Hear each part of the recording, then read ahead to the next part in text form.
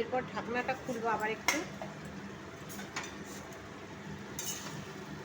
খুলে একটু নেড়ে চেড়ে আবার জল দিই, আর একটু জল দিতে হবে,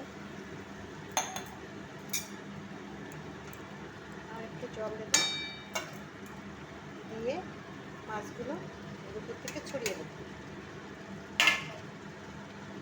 এর উপর থেকে ছড়িয়ে দেবো,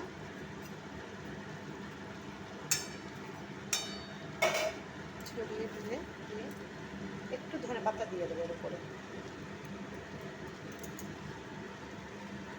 একটু চিনি অ্যাড করে দেবো, চিনিটা আগেই দেওয়ার দরকার ছিল, আমি দিতে পারিনি, কোনো অসুবিধা নেই। এখন আবার এটা ঢেকে দেবো, কিছুক্ষণের জন্য আবার ঢেকে দেবো, ঢেকে দেওয়ার পরে 10 মিনিট পরে ঢাকা থাকবে।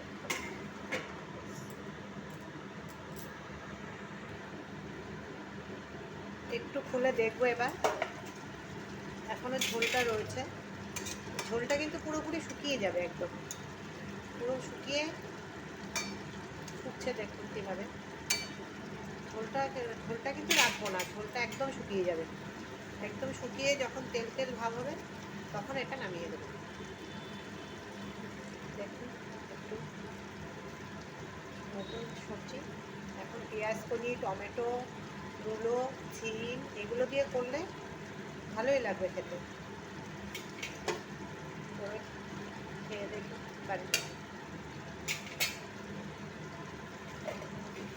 এখন শুকিয়ে যাবে, শুকিয়ে গেলেই নামিয়ে দেবো। এই দেখো ঝোলটা কিন্তু শুকিয়ে গেছে একদম, আমি কিন্তু ঝোলটা শুকিয়েই নামাচ্ছি। দেখো এই গ্যাসের ফ্লেমটা এখন বন্ধ করে দিচ্ছি, তোমরা দেখো ঝোল কিন্তু একদমই নেই, কড়াই কাট করে এই যে একদম শুকিয়ে এইভাবে নামাতে হবে, তাহলে জিনিসটা খেতে ভালো হবে, ঝোল থাকলে খুব একটা ভালো লাগবে না।